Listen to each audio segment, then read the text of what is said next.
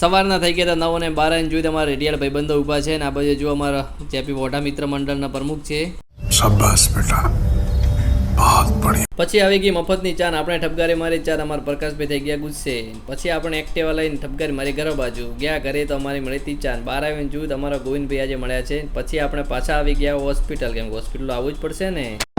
આપણે બે ગયા સુધીરભાઈના ગધા ઉપર, જેમ ગધાને કોણ ઓમળે એમ સુધીરભાઈ એમના ગધાનો કોણ ઓમળે જુઓ ને. પછી આપણે પહોંચી ગયા મુંબઈ મોટરમાં, કેમ કે આપણે ત્યાં જ કામ હતું. પાછા આપણે આવે હોસ્પિટલને મળ્યા અમને પ્રકાશભાઈને કીધું ચાલો આપણે આજ જવાનું છે રૂણી. અમે રૂણી જવા માટે તૈયાર થઈ ગયા. પહેલાં ગયા અમે ડીઝલ પંપ પર પેટ્રોલ ભરાવવા માટે. ત્યાંથી અમે આવી ગયા સોમરવાડા. આ આવી ગયા અમારે કિંમતથી રૂણી બાજુ જવાનું. અહીંયાથી નદી, આપણે નદીમાં થઈ ગયા આપણે પોપાજીના ઘરે. પોપાજીના ઘરે ગયા તો પહેલી આવી ચા ને આપણે ઠપકારી મારી ચા. એટલામાં પ્રકાશભાઈ આવ્યા કે ભાઈ આપણે ગાડી બહાર જવા માટે રસ્તો કોઈ નથી, તો પહેલાં ચલો આપણે રસ્તો ખાલી કરાવીએ. અરે બાપ રે.